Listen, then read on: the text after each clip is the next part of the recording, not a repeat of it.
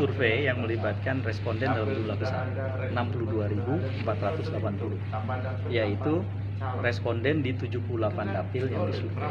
Masing-masing dapil 800 responden, sejumlah 77 dapil, dan ada satu dapil yang 880. Maka ketemulah kita dengan jumlah 62.480 responden. Diagregasi dengan cara metodologi atau metode statistik yang kita jaga dengan baik, lalu kemudian dihitung secara statistik, maka margin of error data ini adalah plus minus 0,4%. Ini yang barangkali membedakan dengan umumnya survei yang dirilis.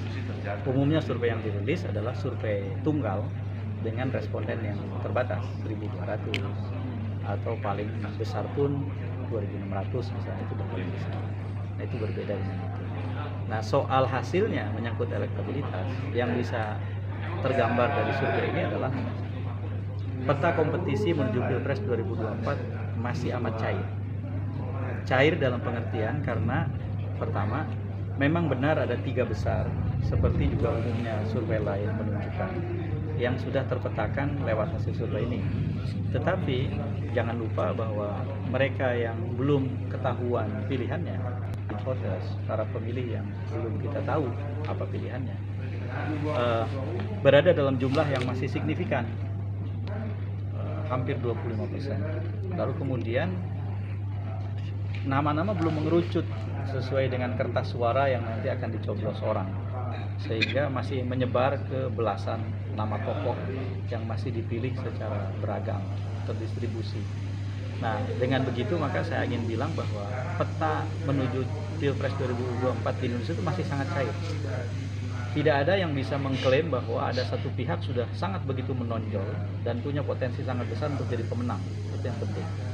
Benar bahwa 3 besarnya ada 3 orang itu, Pak Ganjar, Pak Prabowo, Mas Anies gitu. Kalau diluaskan jadi 5 besar, ada nama Ridwan Kamil, ada nama Muhaimin Iskandar. Sisanya yang lain itu masih 2% ke bawah gitu. Sementara yang saya sebut tadi sudah 4% ke atas. Yang ingin saya adalah masih ada waktu.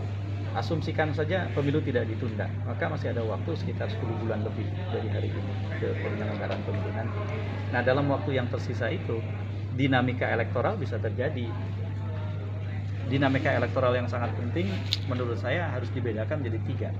Yang pertama, apa yang terjadi dan berkembang dari sekarang sampai pengajuan resmi kandidat, itu yang pertama.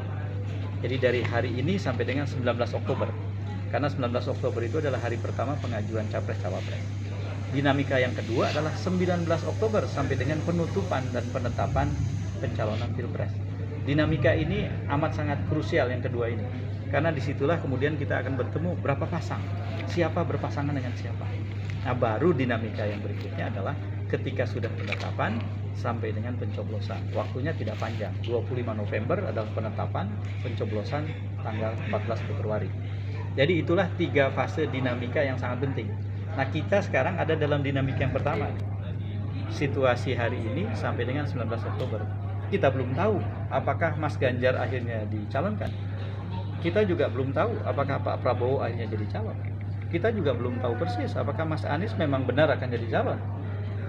Memang benar bahwa sudah ada deklarasi misalnya. Memang benar pengerucutan dalam bentuk koalisi yang diumumkan sudah kita tahu, sudah kita dengar, sudah kita tonton.